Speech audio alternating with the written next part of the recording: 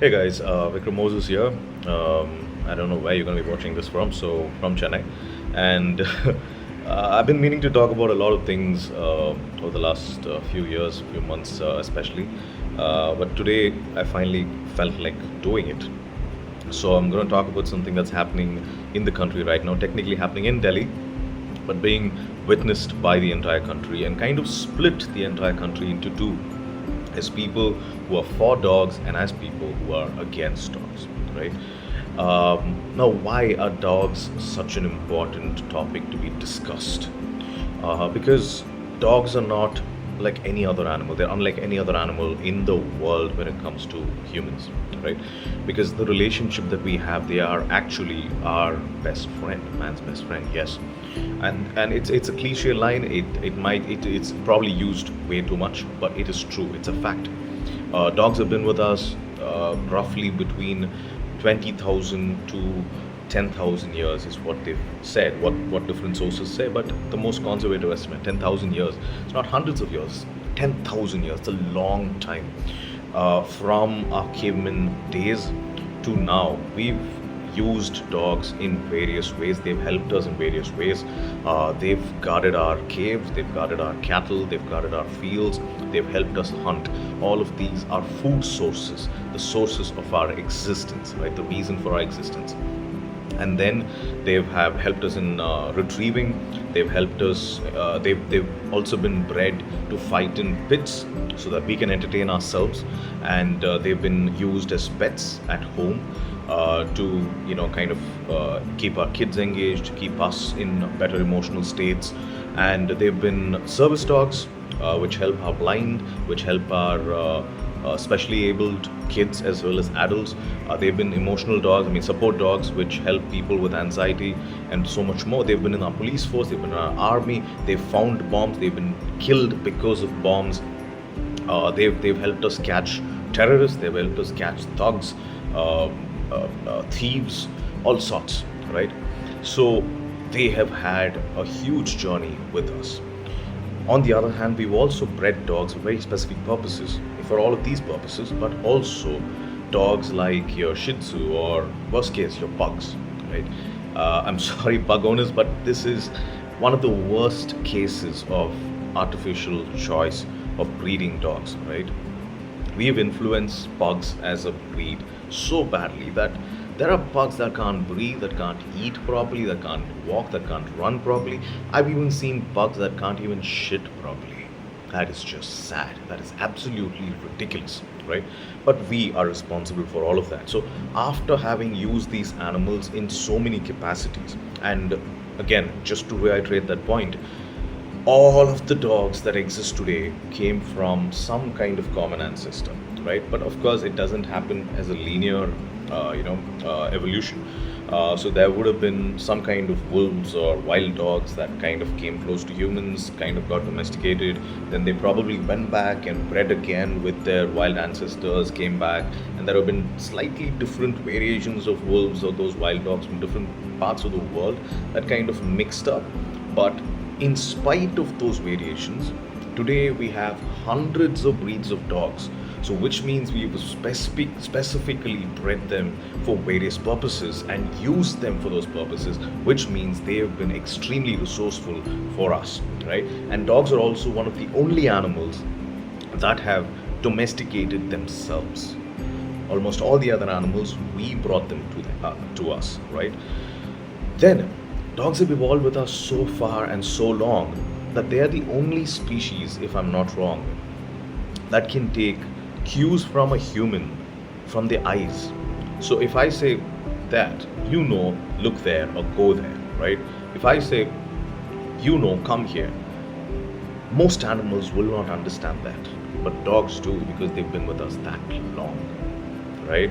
So there's a huge history that humans and dogs share, and we can't just one day say that animal or that species doesn't belong with us. Right? Secondly, most importantly, even more important than all of this, is humans do not own the world. We do not create this world. We do not own this world. As a species, yes, we've created barricades and barriers so that we can survive, we can live, and we can ward off attacks and protect ourselves. That doesn't mean we own these spaces, right? So these dogs belong on these roads and on these streets just as much as we do. So we have no right to tell them, tell or say that they do not belong here and we need to get rid of them, right? Then coming to my personal experiences with dogs, I've always had a very love-hate relationship with dogs, even even since I was a baby. When I came home, when they brought me home from the hospital, there was a dog at home. As in, we had a dog at home, or my parents had a dog at home. And about a year or two later, which is when I was like a year and a half, that dog bit me. So she was chased away to my family friend's place, and then they took care of her. But while visiting their place as a kid, I've seen her, and she would bark the fuck out of herself whenever she sees me or my dad. And I would be very scared. I used to think she's gonna bite me and maul me, especially because they told me that she's bit me earlier. But fast forward a few years, there have been multiple times when dogs have chased me on my cycle or while I'm walking. In fact, I've realized some of my fastest running speeds because of dogs chasing me. But there was one particular incident. One of the times I went to my relative's native, and there in the around 9 in the night. It's a pretty small village, so it was pretty dark behind our house. I was walking around by mistake. I stamped a dog's tail, and that dog, along with a bunch of other dogs, started chasing me. I ran for my life, fell down, hurt myself, and in that scuffle, I ended up kicking a dog. I know I kicked a dog for sure because it was trying to kind of pounce on me. And the next day, I found the dog dead. So I do not know if I killed it, but it happened. Right, like the situation, it was there. Um, I was terrified about of dogs after that incident. But even then, it did not stop me from actually trying to get to know dogs that are friendly, right? That are pets or something like that. Then in college, once I was returning home from a cultural, and this was pretty late in the night, around 2 in the night, if I'm not wrong. Friends had dropped me at the end of the road, and I had to walk about 500 meters. But right in the middle of the road is a small slum, and there are a bunch of dogs there, and they had kind of, seen me, and they were waiting to pounce and attack. Chase and attack. And so I had to take a detour. So a 500-meter walk ended up being a 3.5 kilometer walk. And that day I remember thinking, I'm a 21-year-old kid or guy or whatever at that point, and I can afford to do this in spite of being tired after a whole day of traveling and doing whatever we did at the culturals. But I was thinking, what about an old man or an old lady working the entire day and coming home at 1 o'clock in the night? And if they have to do this, it's ridiculous, it's unfair, and these dogs need to be gotten rid of, right? So I was in that state. So from there, how did I get here? It's been years of learning things and also experiences that has gotten me here, and we will get to all of that in just a bit. So first of all, let's get to why do dogs attack. One of the first reasons, one of the main reasons I feel is they are like a mirror. It depends on how the humans around them treat them, right? So in places where the humans are decent with the dogs, I've seen that at least the majority of the dogs there are quite decent. In places where humans start chasing them, beating them, throwing stones at them, bursting firecrackers, very close to them, and things like that, I see dogs are a little psycho, they are a little aggressive, so that correlation is definitely there. Second, scarcity of resources. When there are too many dogs in a locality and there is not enough food available, so what they start doing is they start fighting between themselves to get that food. It's guarding, right? Guarding the food. So that aggression becomes a character, which is in fact a very common trait, very common thing that you can observe in humans as well, right? Humans that grow up in very peaceful places tend to be a lot more calmer than humans who grow up in chaos, right? So if humans can be that way, why can't dogs, right? I think we need to kind of forgive them for that and understand that it happens, right? So, scarcity of resources. So, if you actually feed your dogs that are in your locality, you kind of take care of them in whatever small way possible, then they will be better animals and better companions for the humans in that locality. Now, the third part, when you're feeding them, you shouldn't be feeding them right in front of your house, because then that becomes their territory, and then they start guarding that territory. So, guarding you and your house, they kind of adopt you as their owner, and they start guarding you and your house from everybody and anybody who comes that way, right? So, which is why you need to have a designated feeding spot in your locality where anybody who wants to feed the dogs can go keep the food and they can eat from there, right? And if this is, what do you say, established, then a lot of the aggression can be controlled and further steps can be taken. Now, in spite of this, uh, there will be issues, because if there are too many dogs, there's not going to be enough resources, right? So, what are the humane ways of dealing with that? First of all, is sterilization and vaccination, which is you pick them up, you take them to a vet, sterilize them, which is you neuter them, which is cutting off their balls or cutting off their ovaries, so that they do not have more puppies coming out, right? So that is one way to, I mean, that is the way to control the population of an animal. Second is the systemic failure. The government departments are supposed to be taking efforts towards these things, and they haven't done that. If they had done that properly, because these rules or these laws are already there, right? These policies are already there. Every city's corporation is responsible for controlling the population of stray dogs, which they haven't done right. They haven't done it properly. Whether it is the local municipal officials, the on-site workers, or the ministers in charge, or the officers in charge, somewhere along the line there has been a mistake. There has been, bad mismanagement, and that is why there are so many dogs on the street, right? Another reason for too many dogs on the street is abandonment. We will come to that in a bit as well. Now, this particular judgment from the Supreme Court, it sounds absolutely ridiculous. It is extremely unfounded, and it feels like it's from an illiterate person. It sounds like a very emotional judgment, and I don't think a Supreme Court judge, let alone, I mean, any judge for that matter, but let alone a Supreme Court judge, should be speaking the way that particular judge spoke about dogs. I mean, both of them, both the judges spoke about dogs. If you actually see the videos on social media, it's ridiculous, right?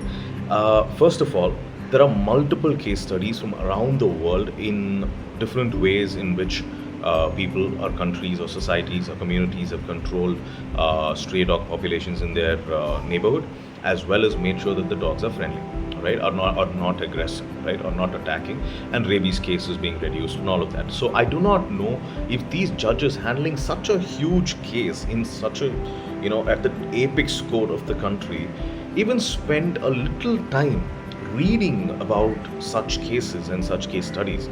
And it sounds ridiculous to even imagine that they did not do that, and they went ahead and passed a judgment. Now, that makes me question a lot of the legal system itself, because if this is your level of awareness and this is the level of research you put into a judgment about dogs, are you doing the same thing for judgments on humans as well? Because then that is a very, very sad legal system to be a part of, to depend on, right? Second, there are recent initiatives in India itself. In Bangalore, they have allotted, if I'm not wrong, 3 crores or 2 crores, which is something that happened earlier this year, just a couple of months ago, towards feeding street dogs at least once a day, every day, for the next few years. I think it's a 3-year or a 5-year plan. And there were a lot of people who said, what the hell is going on? There are kids who are starving and you want to feed dogs? But the justification was, if we are able to feed them, that means we can gather them all together at least once a day, and we can keep track of them, then we can neuter them, we can sterilize them, and we can make sure that they're vaccinated, and over a period of time, over a course of time, we can solve the stray dog aggression as well as rabies issue that is plaguing our society, which is a very, very real way of dealing with a problem, right? And no problem has a solution that can be found overnight, right?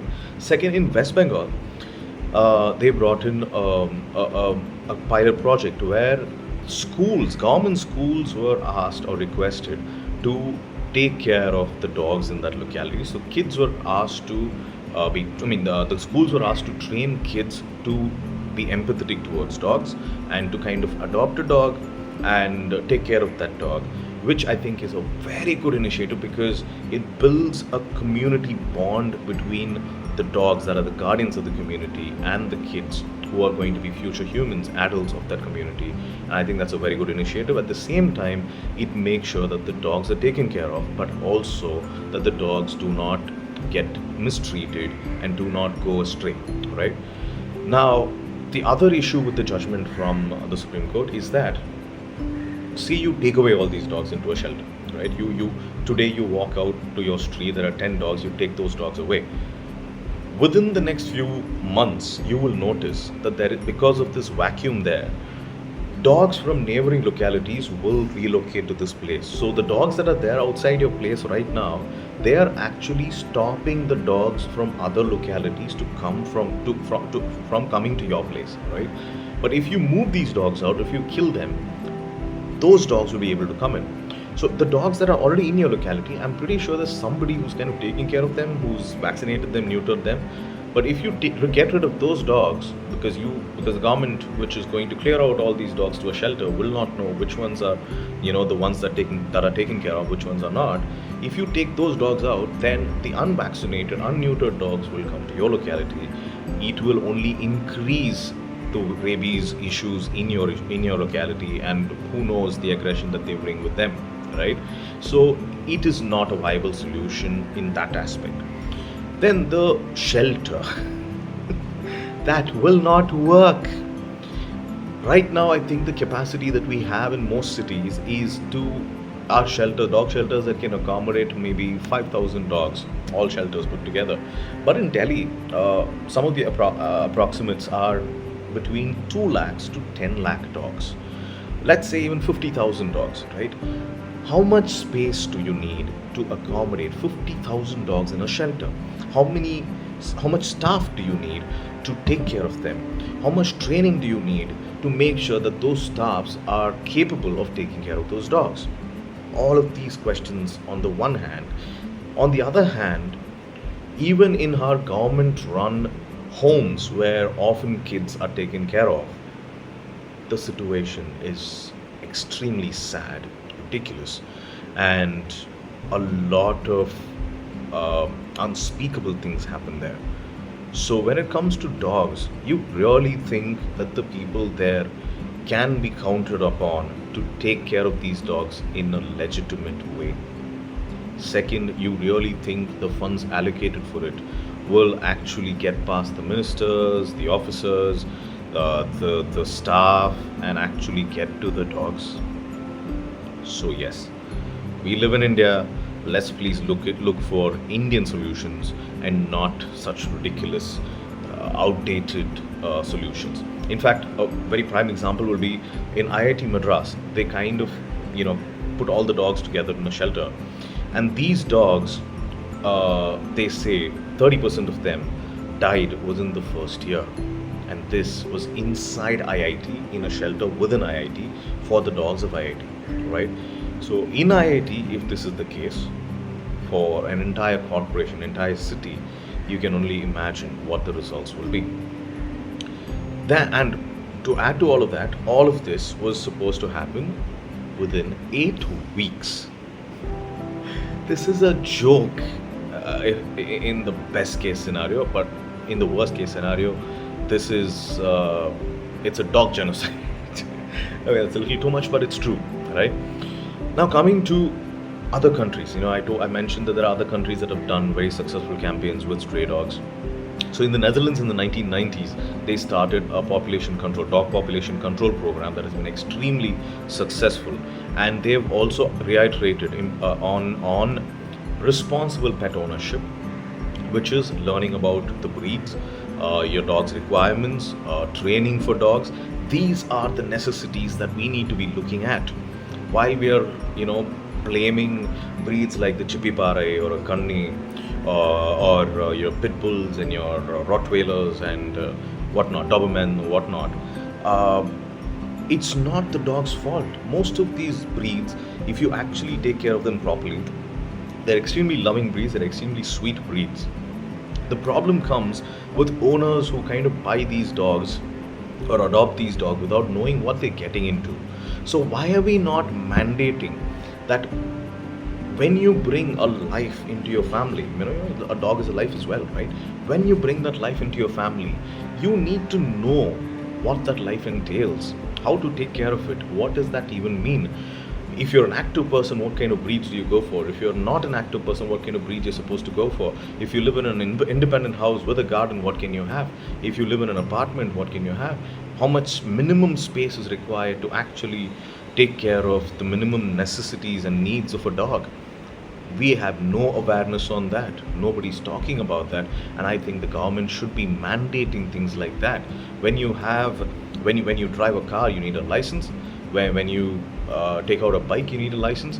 But when you get a dog, I think you need to be getting a license as well, based on your level of awareness and your resources and your ability to actually take care of the dog, right? Next, in the UK, they microchipped all the dogs, which is also a project that is started in Chennai in the last year. I do not know the success of it, so I'm not going to talk about Chennai. But we've started that program, right? The Chennai, Tamil Nadu government or the Chennai corporation has started that program. But UK, they microchipped all the dogs, so they were able to track all of these dogs. So when owners abandoned their dogs, they were the strays were brought to the shelters, their owners were tracked, and they were reunited with their owners. And if it was verified the owners abandoned them intentionally, then heavy fines were levied on them. So that reduced the amount of stray dogs in the UK. Then Switzerland. In Switzerland, similar cases, but it was not just fines. You were even given jail terms if you abandon your dog, and that reduced the stray dog population in Switzerland. Now, these are first world countries, very well-to-do countries. So yes, we cannot compare ourselves with them. Let's come to Thailand. In Soy, they created a CNVR program, which is catch, neuter, vaccinate, and return at scale, right? So they did that instantly at a large scale, and they achieved the level of success that is unprecedented. And now that model has been replicated or is being replicated all across Thailand. And if Thailand can do it, I think we can do it, right? There are other cities adopting that in Thailand as well. Now, coming to so much negativity around dogs, but coming to a little bit of positivity. There are a lot of positive stories about dogs that probably doesn't get the kind of attention that these negative stories get, right? For example, a couple of months ago, if I'm not wrong, in Himachal, a dog alerted an entire village about a flash flood that was coming, and the entire village was saved, and they are all grateful to that one dog. Second, again, a couple of months ago, I read this on the news. In West Bengal, 4 dogs found a baby girl in the garbage, and they surrounded that girl. They kind of built a circle around her and protected her till somebody came to help, right? These are very few, maybe 2 examples of the hundreds and millions of things that happen, positive things that happen between dogs and humans. So all I'm saying is, try not to be too emotional about the situation.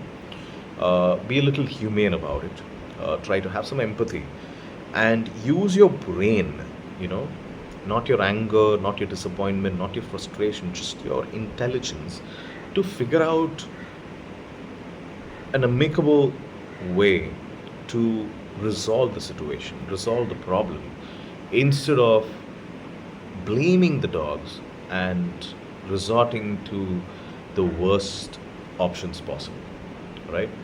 And I think before the end, I also need to talk about how in India we have a slight caste based issue also with dogs. Upper caste people tend to have a slight negativity towards dogs because they somehow relate dogs to lower caste people, right? Because it was people of the lower caste who were taking care of your farms, who were working on your farms, and those are the people who had these dogs to help them to protect the farm, to protect themselves. So I think there is, I mean, I think, I don't know, but I think there is some kind of correlation that they've connected. And Muslims do not like dogs, they have a religious issue with dogs. I've seen upper caste Hindus have a disgusted outlook for dogs. But these are your personal opinions. Nobody is asking you to keep those opinions aside and actually come and love these dogs or touch these dogs or play with them. But that does not mean, just because you don't like them, it doesn't mean they need to be gotten rid of, right?